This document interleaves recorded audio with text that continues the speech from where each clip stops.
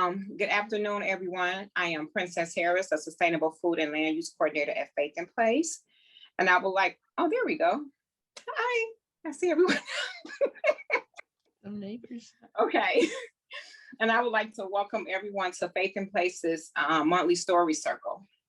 Before I introduce our awesome guests, I would like to extend an invitation to all to share their story of migration with Faith in Place.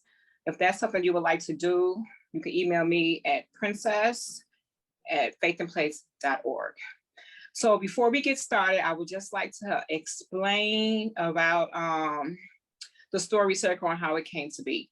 So the story circle came to be by one of our statewide director, Veronica Cow. She came up with the idea of mirroring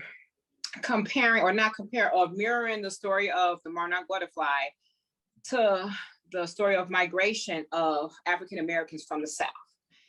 And so she did that to kind of show that, you know, every being has a story of migration, and that people and species migrate for various reasons.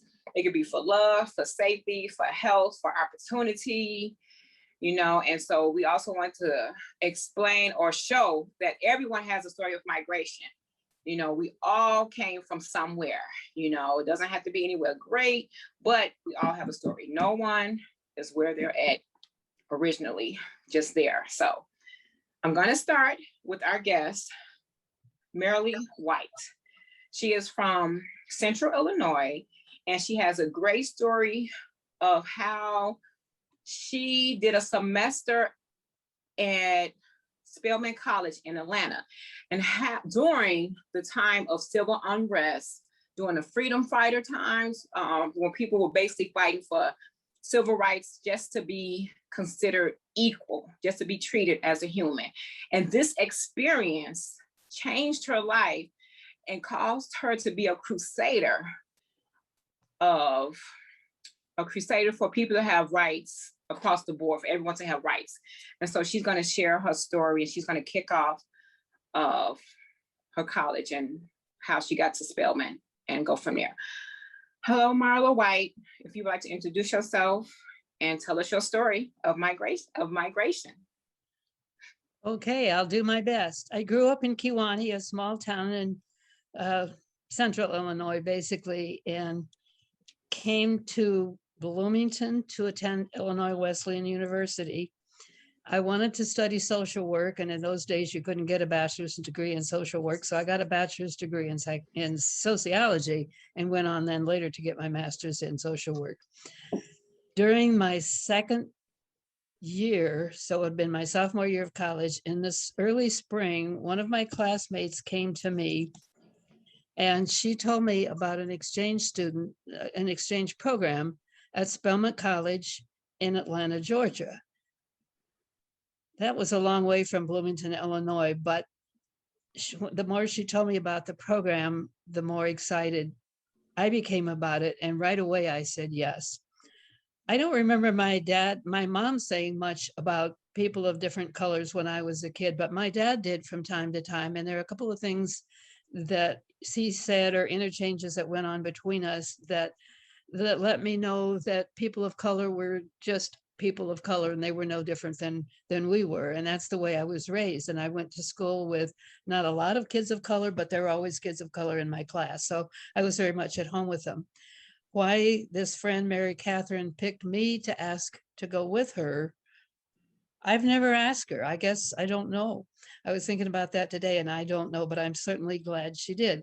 She came to me and she told me about the program, and she said that her advisor had talked to her about it and encouraged her to go. And while she really wanted to go, she wanted somebody to go with her.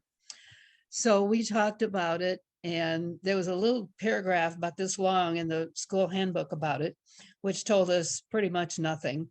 But her advisor gave her some more information, which she then passed on to me. This was 1961. I was in school in Bloomington, Illinois, the central part of the state, and it was quite the thing to be asked to join my friend Mary Catherine on this adventure. This was the summer of the Freedom Riders, of the bus burnings. It was called the Summer of Negro Discontent. That was proper terminology, I guess, at that time. I learned when I got to Spelman that classes had been suspended for a couple of months, a couple of weeks, the spring semester of 1961, because so many of the students were in jail that it just wasn't feasible to have classes because there wasn't anybody to come and they'd all have to make up the work anyway. So that's kind of the situation that we went into. My parents were scared to have me go because they were afraid about my physical safety, but talking the talk they had talked all my life, what else could they say but yes, that I could go. Mary Catherine's parents, I don't know where they were coming from. They let her go, but her mother wrote her letters all the time while we were down there and said, I hope you will come to your senses and come home. I didn't get any of that. My mother especially was so proud of me, it just made me want to laugh. But anyway, we had to fight the administration tooth and nail to even get them to let us go. They were saying, no, no, no, it's too bad, it's too dangerous, there's too much going on. This is not the time to do that. Well, it was the time for Mary Catherine and me to do that. And my advisor wasn't real encouraging either. She really wasn't a lot of help to us. So I don't know what all went on behind the scenes, but finally it was decided that Mary Catherine and I could go for one semester. My parents drove us down. Mary Catherine lived somewhere near Rockford in a little town. So she came to my house and my parents drove us down. I think it was kind of a surprise that they offered to do that because they didn't make that kind of long distance trip. But I think they felt better after seeing the campus, meeting my house mother, seeing the dorm, seeing the beautiful campus. And I don't know, they were okay with it. They left us there and drove on home. So it was just an incredible, incredible experience from day one. Mary Catherine and I were both juniors, but they put us in the senior dorm. But while we were in the same dorm, we weren't anywhere near each other within the dorm, which was probably fine. My roommate was Alma, and she was kind of quiet. And if you believe this or not, I was too in those days. But anyway, my advisor was Howard Zinn, who was pretty well known now. He wasn't at the time. He later got let go, I should say, maybe rather than fired from Spelman because he was too progressive, but he and I got along fine. My major was sociology, and what few classes Spelman had in sociology, I had already taken. So I went across the street to Morehouse College, which is well known probably to some of you that may not know about Spelman. You've heard about Morehouse and the Morehouse Men and their singing groups and some of their great achievements that they've done. Actually, there are 5 colleges and a seminary there, all clustered together in the heart of the Black neighborhood of Atlanta. Since Spelman really didn't have classes in my major that I could take, I ended up taking 5 3-hour classes at Morehouse, which really, it meant, half a block farther to classes. It wasn't any big deal. And it really expanded my horizons in terms of who I met and the experiences that I had. And I'll get into that a little later. So I got signed up for classes and went to class, and everything was just fine all along. I made straight A's in those classes, which really, it was a fun semester because everything I was taking was something I really liked and was really interested in. But what I want to share with you is some of the experiences that I had that were unique to me. A white person, I did have brown hair in those times, believe me, I really, really did. But if there was ever a time I wished my name was anything but white, that was it. There were 2 other white women on campus, and they were from Newton College in Kansas, and Mary Catherine and me. And Mary Catherine was a political science major, and believe me, I didn't take any classes in her field. So, and I still once in a while had meals with Mary Catherine and made friends of the other girls and stuff, but I wanted to get to know the Spelman students, and that was my focus. So being living at Spelman and having all my classes at Morehouse really gave me access to both. I went on and on yesterday talking with Princess about some of the experiences that I had that were just really interesting to me, and I think about them, and that was kind of the heart of why I was there.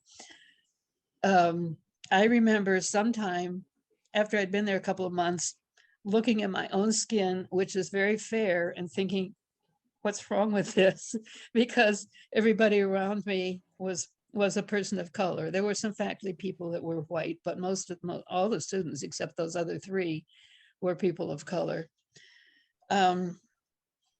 One incident I remember, a friend of mine named Jackie lived just down the hall from me, and she went through the hall one day saying, I'm going shopping Saturday. Anybody want to go? I don't want to go by myself.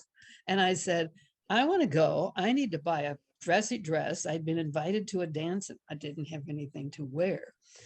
So I think we took the bus and went downtown. She of course knew her way around. I certainly didn't. But anyway, we're in the basement of this big department store, and she was looking at shoes or something, and I picked out some dresses that I wanted to try on. And we're chatting back and forth and everything's fine. But I went to the clerk and said, I held up the dresses and I said, may I try these on? And she said, well, sure. Would you like for your maid to go with you? And when she said my maid, I was just shocked.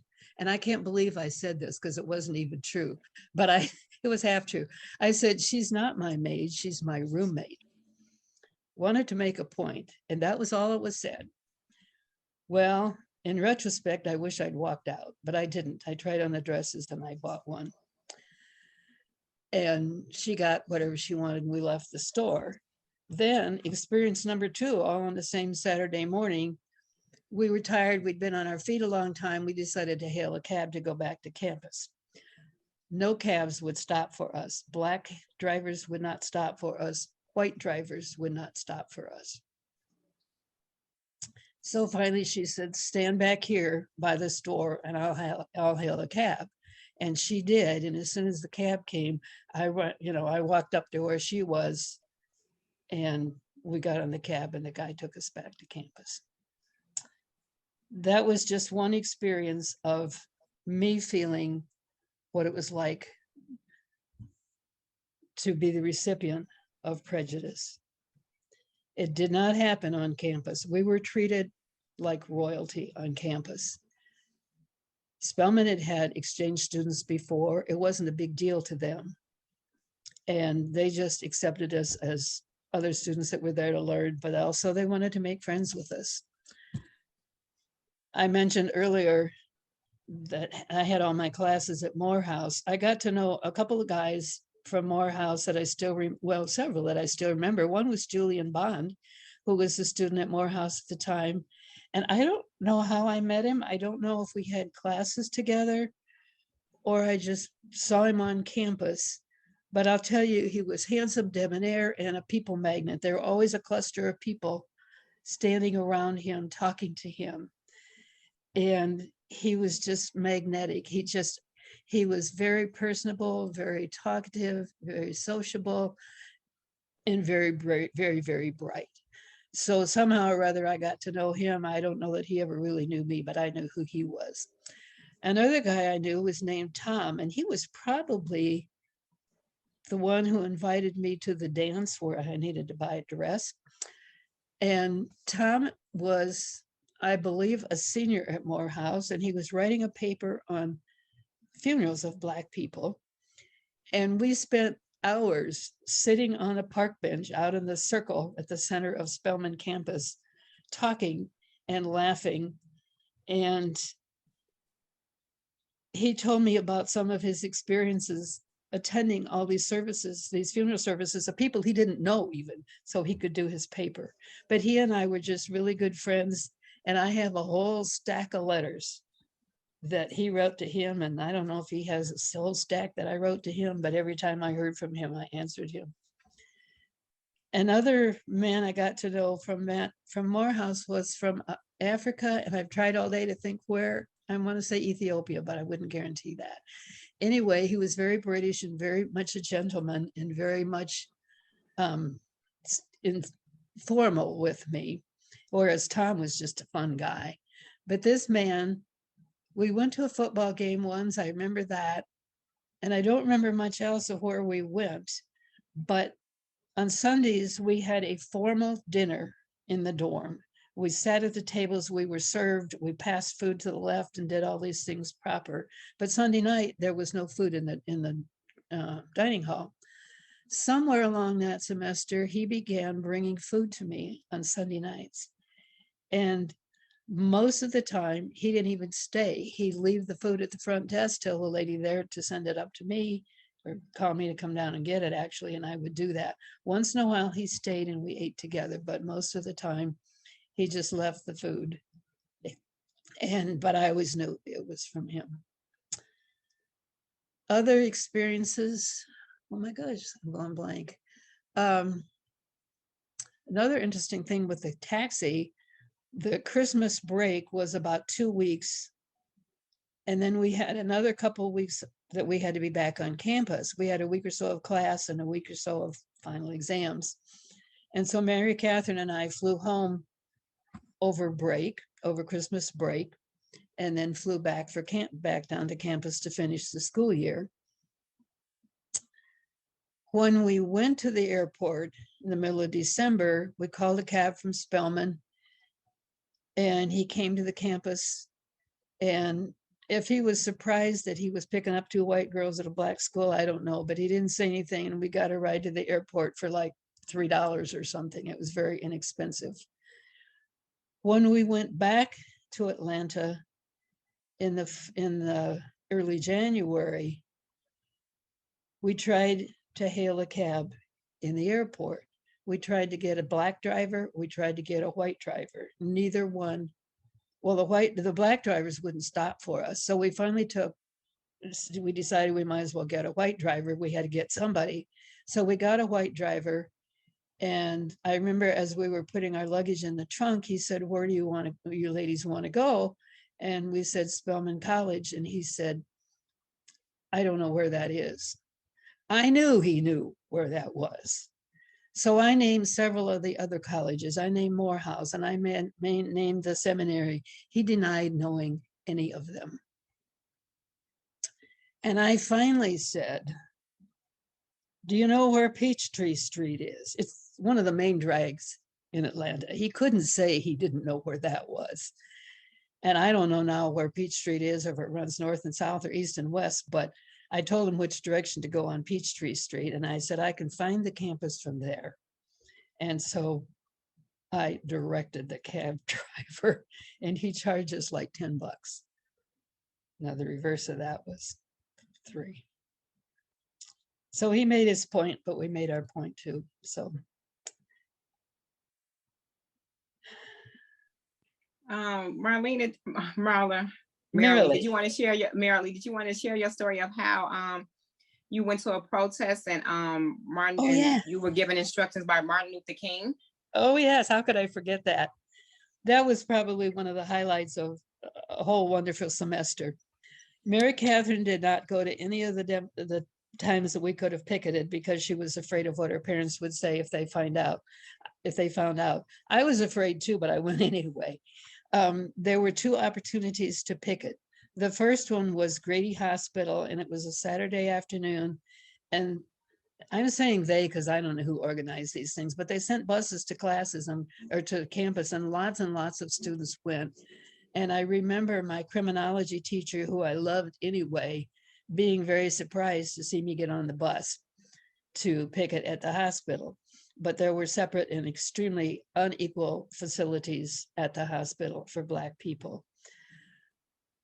Everything there went well, except at one point they had given us all big, huge signs to read. And the instructions said, when you get to the corner of such and such, there'll be a whole lot of cameras there. Stop and stand still long enough that the people manning the cameras can read your sign. Simple enough. So when I got to the corner, I did that, all the while thinking, my dad runs a restaurant and he sells a lot of newspapers, including the Chicago Tribune. What if my picture ends up on the front page of the Chicago Tribune, or anywhere in the Chicago Tribune, because he would have found out. Well, it didn't happen. My fears were not founded, and nothing was said about that. And it was, I don't know how long after I got home that I told my parents what I had done. And of course, by then they thought it was wonderful, but I wasn't sure how they would take it. The other time, there were only two opportunities to picket while I was there, because the town and the universities had drawn up some kind of an agreement prior to our arrival, saying that they would limit the demonstrations to certain things because nobody wanted to get into a situation where most of the students were in jail like they were that spring. The other opportunity to picket was on a Saturday night, and it was a political dinner of some sort. I don't know what. They probably didn't know at the time. And it was downtown at a big hotel that took up a whole city block. And there were no people of color invited to this event, whatever it was. There were gobs and gobs of buses full of people, students and townspeople as well, picketing at this event. And there were too many people to even fit in the 4 square block area that surrounded this hotel. So a bunch of us were shuttled off to a parking garage. And I was one of those people. Excuse me. And I was disappointed by that because I thought I wasn't going to get to picket. I couldn't have been more wrong. We got in this garage, and our instructor on how to picket was none other than the Reverend Martin Luther King. I'd have listened to what he said, no matter what he said. But the only thing I remember he said was keep your feet moving. They can get you for loitering if you're just standing there, but as long as your feet are moving, it doesn't matter if you're moving, but as long as your feet are moving, you won't get arrested. So he gave us other instructions beside that. And then if that wasn't great enough, we stood in a circle, crossed hands, crossed arms, and held hands with the people next to us and saying, we shall overcome. I get choked up telling you about it, and I'm telling you, I was certainly choked up when it happened, but it was such a great experience, and all because I ended up in the garage with a bunch of people I didn't know. I got to see and celebrate with Reverend Martin Luther King. And I did get to picket. I wasn't sure if I was going to, but I thought, well, surely they'll let us just be patient. And I'm not a very patient person. But the time came when my group got to go out and picket, and some others were called back into the parking garage. So I'm walking along and everything's fine. And a black convertible went by with 2 young men in the front. And the passenger said, you, Whitey, you ought to be shot. Well, my name is White. I've never been married, so that's always been my name. And in high school, until we realized it was politically incorrect, I was called Whitey. And my older sister was called, well, she was called Big Whitey because she was a whole year older than I am. And I was called Little Whitey. So when this guy yells this death threat at me, I'm thinking, how does he know my name? Now that's pretty innocent, but that's where I was at the time. I would have turned 20 while I was at Spelman. So, but everything was so new to me there in terms of, except the classroom. But anyway, it took me to realize, a little while to realize that I'd had kind of a death threat made. And I did watch the cars that went by after that I don't know what I was going to do if I saw that car come back again, but probably hide behind somebody of color. I don't know. I really didn't plan what I was going to do, but I never saw that car again. So the worrying ended, and the rest of the night went without incident. Another thing I remember kind of, and I wish I remembered it better, was Mary Catherine, the other student from Wesleyan, wanted to go to something off campus. Seemed like a dry cleaners. I don't know what it was, doesn't really matter. But she found out where there was one just a few blocks off campus. So, and she asked me to go with her. So I did, and I didn't give it a second thought. But we walked through a black neighborhood to get to this dry cleaners. And I don't remember anything really bad or scary that happened. And I think I would remember it if it had. But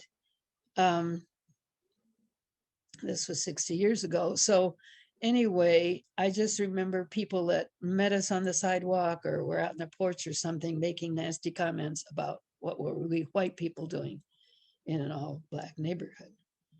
But nothing bad happened. Nobody, did anything to us. We just kept walking. So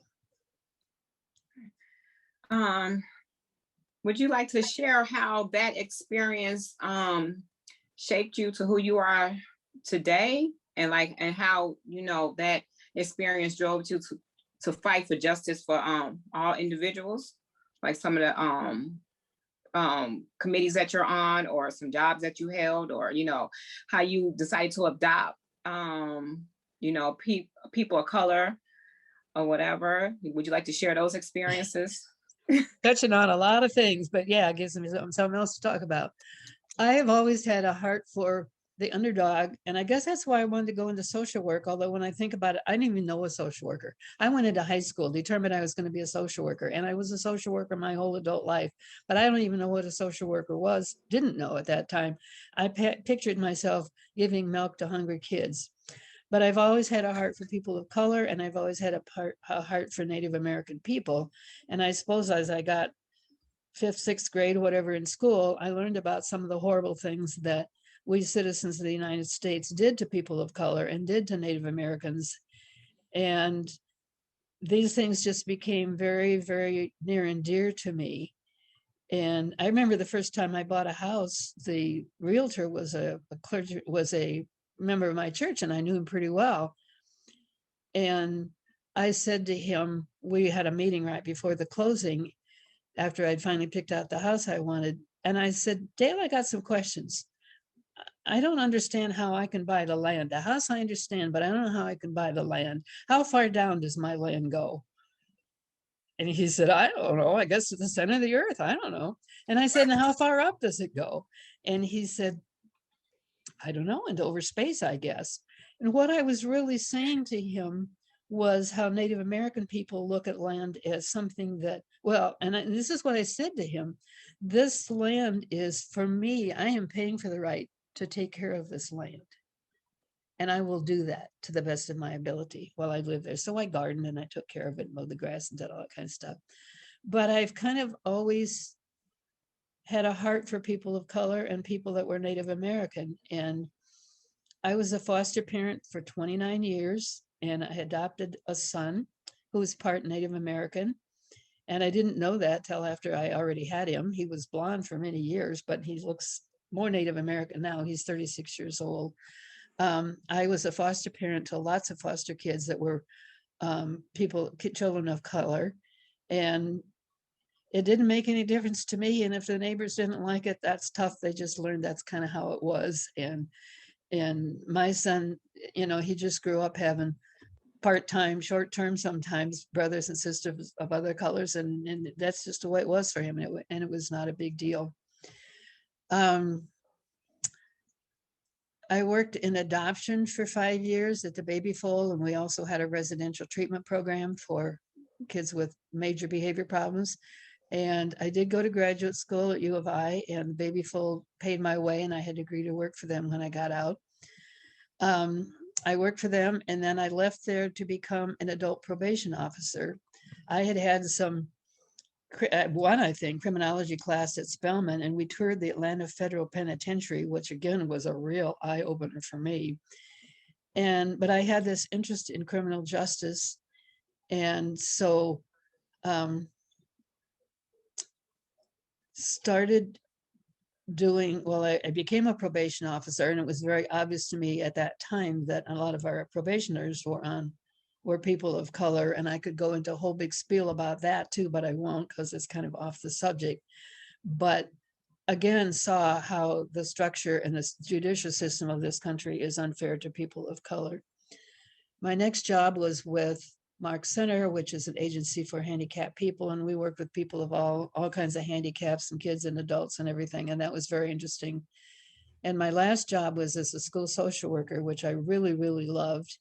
And I had the summers off. I really into nature and out of doors, and working in the schools. I had about 10 weeks off. So when my son was growing up, we did a lot of camping and things out of doors. somewhere along the line, I think my son was about 10 or maybe younger, so 25 or so years ago, I started doing ministry with what was Walk to Emmaus at that time, but now we joined and become the Great Banquet. And then I started doing it in prison. And again, I saw many, many people of color. 20 years ago, this summer, a good friend of mine and the chaplain in one of the women's prisons started a camp called Mom and Me Camp. And it's a camp for kids whose moms are in prison. And the prison system has changed since Dwight's changed, but in the last few years, the only two prisons in the state of Illinois that house women are at Lincoln and in Decatur. And we serve kids from both prisons. The kids come to East Bay Camp on Sunday afternoon and do all kinds of camp stuff, and they get assigned into cabins and meet their counselors and their cabin mates and all this good stuff. And then Monday, Tuesday, and Wednesday morning, we load the kids on school buses and send them to whichever prison their moms are in. And we have staff with them on the bus, and we have staff with them in the prison, and we do campy things as much as we can. It's a Christian camp. And so the children are taught about Jesus, and they learn a lot about nature. Many of these kids come out of Chicago. They're not afraid of sirens and blinking lights at night and all that kind of stuff, but they hear an owl hooting or a bullfrog croaking and they freak out. So it was quite an introduction for some of these kids to get used to these things, and for us to get used to the fact that these kids weren't used to these things. But camp has been a really awesome experience. And about the third year of camp, we had one or two people of color on staff and probably half the kids, maybe more than half the kids at that time. Our chaplain had gone to seminary in Chicago, and for reasons that I don't know or I don't remember, he attended Trinity United Church of Christ while he lived in Chicago. Trinity, as you probably know, was Barack Obama and family's church. And he had kept in contact with him. He would have been in his probably mid to 840s when I got to know him. But anyway, he asked the folks from Trinity, which is a huge, huge church. It's just a marvelous church. I've been there many times. He asked them if they would like to partner with us in doing Mom and Me Camp. And they said yes. They have a rule in their church that when you join the church, you must join a committee. And I have mixed thoughts about that, but they had 50 people on their prison ministry committee. So we got all kinds of volunteers from Chicago, and it has been a blessing. We always have sent a bus to Chicago to pick up the kids on Sunday and to take them home on Wednesday when camp ends. And we would have to have some of our staff go on that bus to check in the kids, make sure we had everybody, we had their medication so they didn't have it with them, and you know, that all the paperwork was in order and all that kind of stuff. Well, Trinity people started filling those roles for us in terms of getting the kids checked in and everybody accounted for. And then they would ride with the kids on the bus and monitor the kids and, you know, get the kids all calmed down about camp or roused up about camp, whatever they needed. And so we didn't have to send our local staff to Chicago anymore to pick up kids. But what's been the blessing for me is getting to know the people from Trinity. We were doing camp when Obama was running for president. So we talked to a lot of people who knew the Obama family and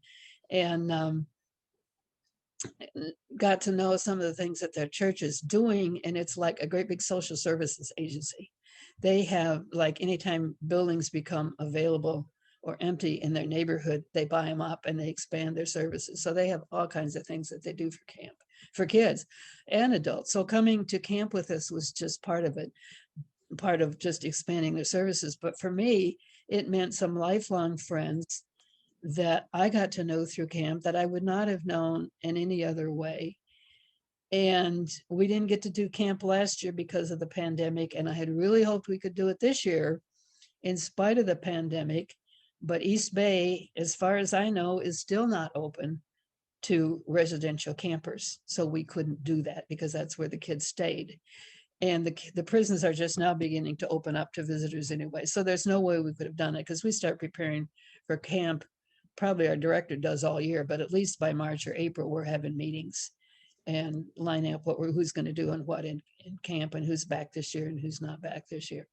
But anyway, that's been an incredible experience for me to meet people of color and to form some lasting friendships with so many people who have come back every year to do camp.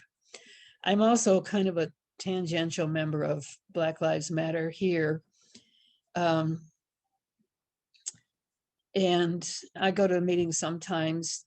I also am a member of Illinois People's Action, and we work for taking care of the environment. We work for solar and wind and to get away from fossil fuels. I've been to Springfield so many times, except during the pandemic. But one time when I was there with a group of people from Illinois People's Action, I was wearing my Black Lives Matter button, and some young man, we had a lull between meetings with representatives or something, I don't know, because we were sitting around for a few minutes. And this tall, handsome young Black man dressed to the nines in suits and a dress shirt and a tie and all that came in and started talking to me, I think because of my Black Lives Matter pin. I don't know. Anyway, he admired the pin and I said, well, you don't have one on. And I was kind of kidding with him, but I said that's what I said to him. And he said, no, I don't even own one. So I took my pin off and gave it to him. And that, I don't know why I hope he was touched by that moment. I was. Okay, I have a question, and if anyone does have a question, they can put it in the chat, Yeah. and I'll read it.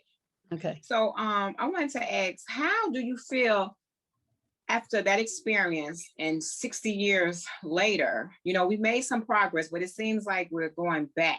And I just want to know, how do you feel about what's going on now as far as like with Trump and, Black Lives Matter, George Floyd, and I just want to say real quick that, my job has always been to get people of color outdoors, to experience it, to enjoy it, to not be afraid. And now it seems like we're going backwards. I had my aunt who called me and said, well, Princess, before you do these outings, I need you to be careful. And that's something that I never thought of before. And it's like now, like, oh my gosh, what do I do? So I want to know your take on how you feel about that. And I also want you to mention about how it's okay as a white person to be out there fighting, because that's something that we need. We need allies, and I just want your take on today's climate. How do you feel about that? I feel exactly the way you do. I have memories from when I was a little girl about my dad telling me what it was like when he lived in Georgia for a while when he was a little boy, and they were very, very poor, and somebody called him a cracker. And I, in my innocence, asked what that meant. And he said, well, like a soda cracker. I was a grown-up before I knew what that really, really meant. And I have to wonder if he knew what it meant. I feel like every time something happens, maybe the world will get better, and it doesn't. And it's just the same things over and over and over again. And I can't imagine being Black. I'm a privileged person, just even because my skin is white. And I just feel like we fight and fight and fight, and what good does it do? But I can't not fight. I can't sit still and let nothing happen. I'm in a book group that I kind of stumbled into from one of my IPA friends, and everything that this book group studies, and they're a bunch of intellectuals. I'm not. I'm just not. There's a lady in there that's an attorney, and they all are reading all the time and knowing all these guys that I've never heard of. But anyway. So sometimes I'm in over my head, but everything we read is an equal justice book. And I have read more and more books on my own, which I did anyway, about people of color and what their lives are like. I've read both of Isabel Wilkerson's books. And if you don't have anything else to read, or you really, really want to get a feeling for what's going on in this country and still going on in this country, Isabel Wilkerson wrote 2 books, Warmth of Summer Suns and what's the other one? Caste, C-A-S-T-E. Incredible, incredible books. And I just feel like I just want to cry when I hear about another George Floyd or these teenage kids, and hearing parents have to tell their kids the facts of life used to be about how babies are born. And that's what I always thought. And now I learned that that's what Black parents have to tell their kids about what the world is like outside their own home. I know people from Mom and Me Camp who have told their kids the same story and had to try to keep them safe so they could go to school or go to a movie or go to their friend's house, just do anything outside the comfort and the safety of their own home. When I read in Caste that the German people looked to the United States and how we treated Black people to decide how they should treat the Jews, I just wanted to cry. I don't know. It's impacted my life a whole lot, and I wish I had some answers. That I wish things were better, and I don't know what else to do. I try in my own way. If I'm standing in line at the grocery store or walking around the lake, it's about a mile or a few blocks from my house. It's about a mile walk around the lake, and I walk around that lake a lot. I speak to most everybody I know, but if that is a person of color, you better be sure. I'm going to speak to that couple. I'll smile. I'll say, catching any fish today? It's a great day for a walk around the lake. I love to come here, don't you? Something. If I'm in the grocery store, I don't know, I'll make up some kind of something to talk to people, just to try to relate to him or her person to person. That's my own little thing, and I don't know if it makes any difference to anybody else in the world or not. But I try to tell people of color that even if I'm an old lady, I'm on their side.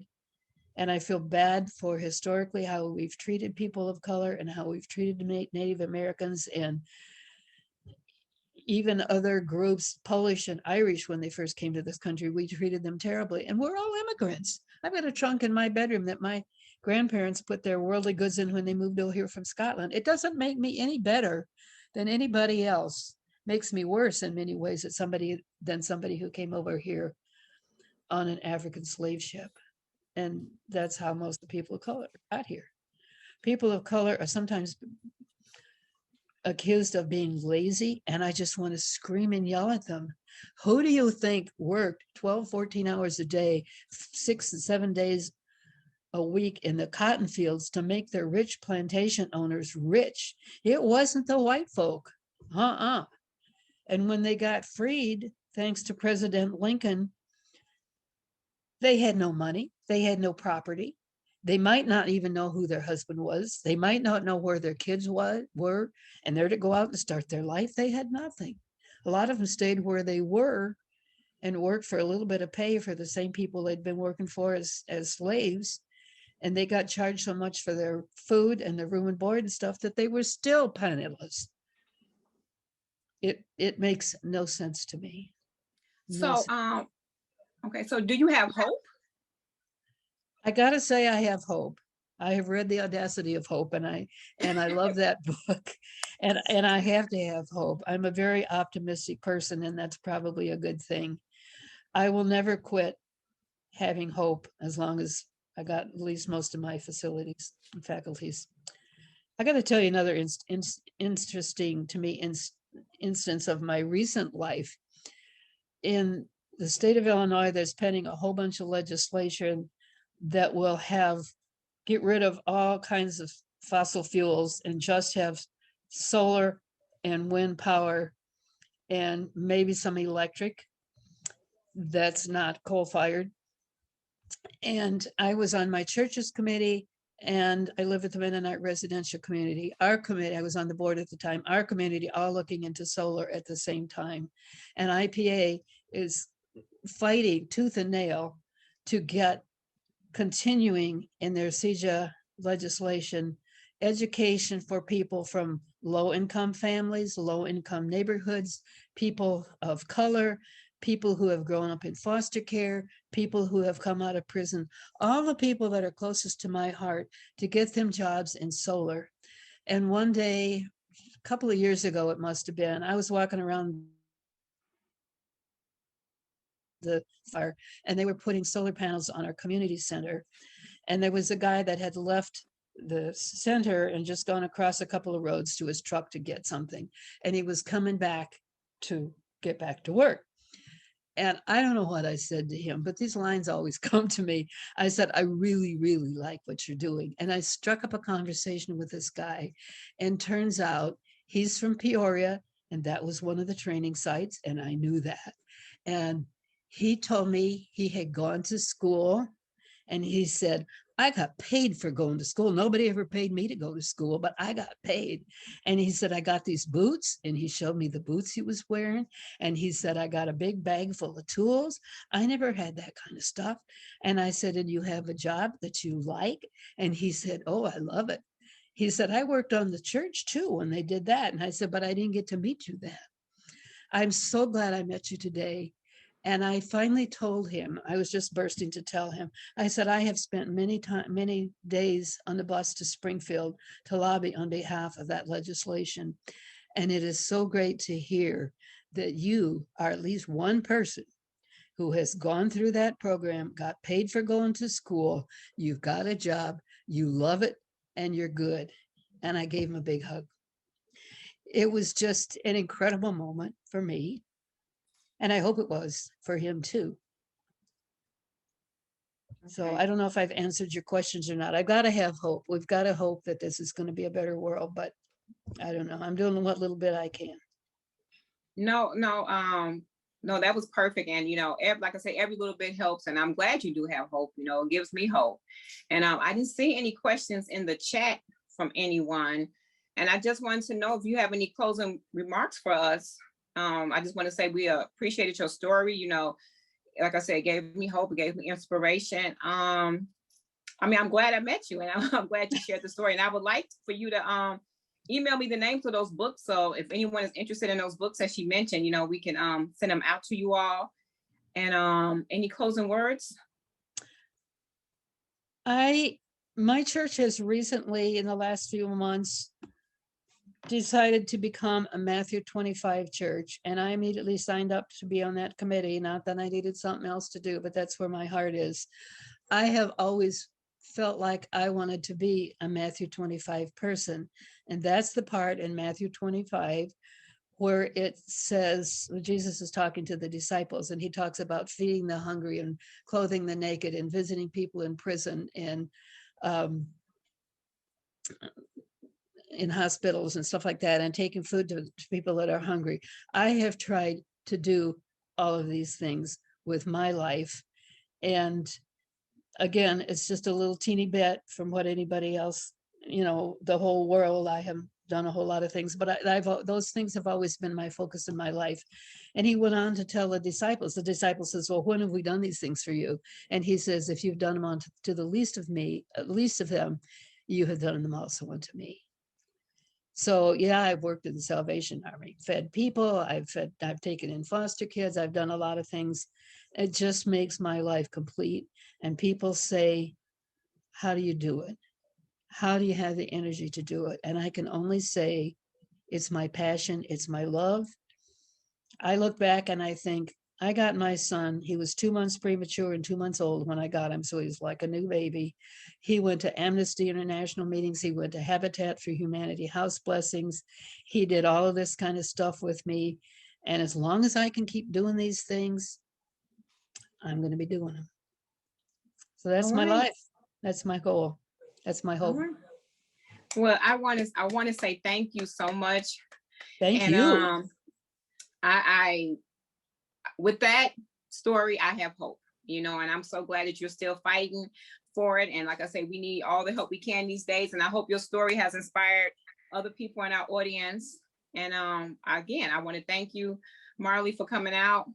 And I'm sorry, you all, it's a long thing. I'll get her name wrong, so please forgive me. And I want to thank all of you all for joining. And I hope you all were inspired by her story. And again, I want to say that, we need allies in this fight for justice. I know if you're here, you're interested and you want to know how you can help. And you can help by speaking out. You can help by joining us in some of these protests and just having a conversation, Thank you so much for this opportunity. I just really have enjoyed this. All right. So thank you all. Good evening. Bye. Bye. Bye. Thank you.